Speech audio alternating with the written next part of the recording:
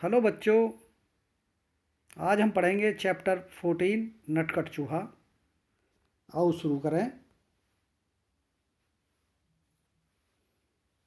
बच्चों, एक था चूहा, बहुत ही नटखट और बड़ा ही चालाक। कुछ न कुछ शरारत करने का उसका हमेशा मन करता रहता था। एक दिन उसने अपने दिल में सोचा, आज मैं शहर जाऊंगा। बारिश के कारण बिल से बाहर निकले बहुत दिन बीत गए हैं। घर में बैठे बैठे दिल घबरा गया है।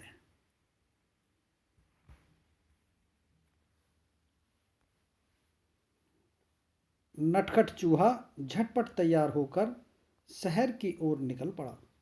वह मस्ती से झूमता हुआ चला जा रहा था कि रास्ते में उसे एक बड़ी सी कपड़े की दुकान दिखाई दी।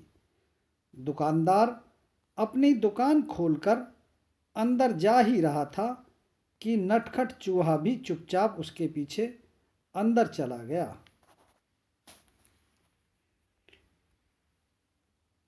जैसे ही दुकानदार अपनी जगह पर बैठा, उसकी नज़र चूहे पर पड़ी। दुकानदार ने कहा, अरे तू मेरी दुकान में क्या कर रहा है? चल भाग यहाँ से।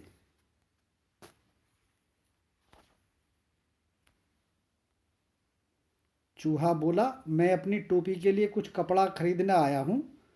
दुकानदार हंसा, हाँ हाँ हट यहाँ से, मैं चूहों को कुछ नहीं बेचता। चूहा गुस्से में बोला, तुम मुझे कपड़ा नहीं बेचोगे? दुकानदार बोला, भाग यहाँ से, बेकार मेरा समय बर्बाद न कर। चूहा चिल्लाया, तुम मुझे कपड़ा देते हो या नहीं? दुकानदार बोला, नहीं बिल्कुल नहीं।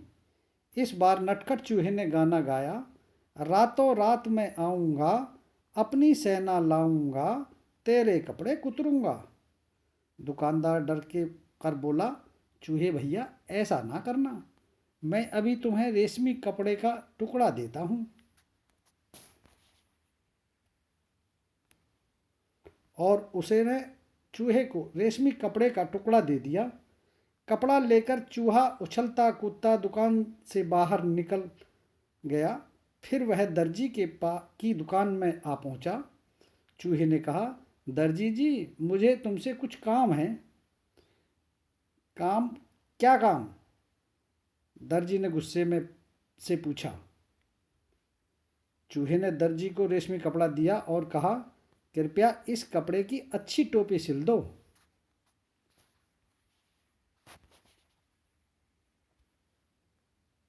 दर्जी हंसा, चल हट यहाँ से, मेरा समय खराब न कर, मेरे पास तेरा काम करने का समय नहीं है। दर्जी ने कहा। अब चूहे को गुस्सा आ गया। वह जोर से चिल्लाया, तुम मेरी टोपी सिलोगे या नहीं? नहीं नहीं नहीं, दर्जी ने कहा। तो ठीक है, चूहा बोला और गाने लगा, रातों रात मैं आऊँगा, अपनी सेना लाऊंगा, तेरे कपड़े कुतरूंगा। दर्जी ने कहा, चूहे भैया ऐसा न करना, मैं अभी तुम्हारी टोपी बनाता हूँ। और थोड़ी ही देर में दर्जी ने चूहे के लिए एक सुंदर सी रेशमी टोपी तैयार कर दी। नटखट चूहे ने उसे पहना और फिर अपना चेहरा आईने में देखा।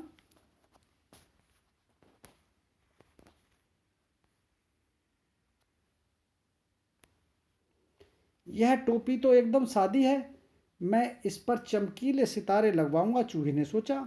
वह कूदता फांदता दुकान से बाहर निकल आ गया।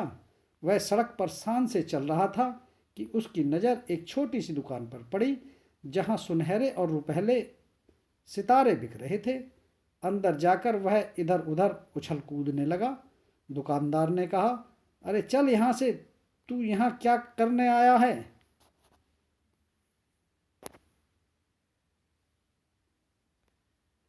चूहे ने कहा, मैं अपनी टोपी के लिए सुनहरे और रुपहले सितारे खरीदने आया हूँ। दुकानदार ने कहा, भाग यहाँ से, मुझे बेवकूफ़ बनाने की कोशिश न कर। एक चूहे को सितारों से क्या मतलब? तुम मुझे सितारे बेचोगे या नहीं? चूहे ने गुस्से में कहा पूछा। नहीं नहीं नहीं, मैं तुम्हें सितारे नहीं बेचूंगा, दुकानदार ने कहा। फिर चूहे ने उत्तर दिया, रातों रात मैं आऊंगा, अपनी सेना लाऊंगा, सारे सितारे बिखेरूंगा।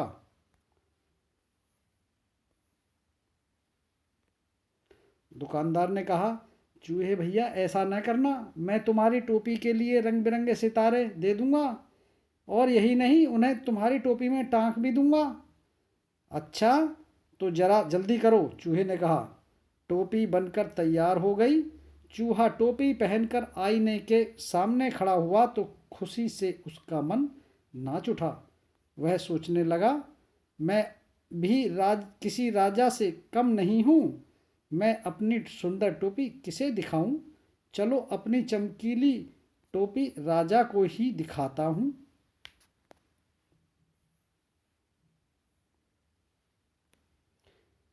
एक घंटे के अंदर ही नटखट चूहा राजमहल में राजा के पास आ पहुंचा। वह राजा के सामने जा खड़ा हुआ। राजा अचानक चूहे को देखकर बहुत हैरान हुआ।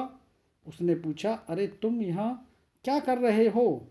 चूहे ने कहा, महाराज पहले यह बताइए कि मैं इस टोपी में कैसा लग रहा हूँ? राजा ने जवाब दिया, वाह, तुम तो एकदम राजकुमार लग रहे हो।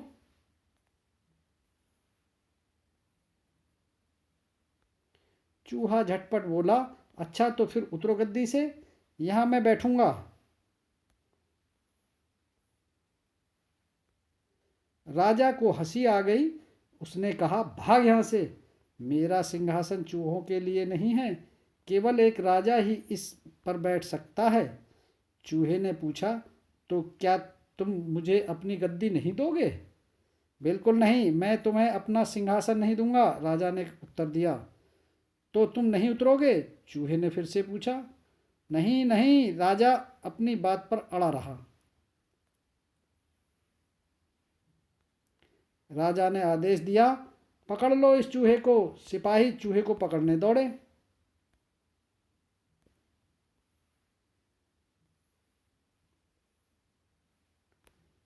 चूहा सरपट उनके बीच से निकल गया और सिपाही एक के ऊपर एक गिर पड़े।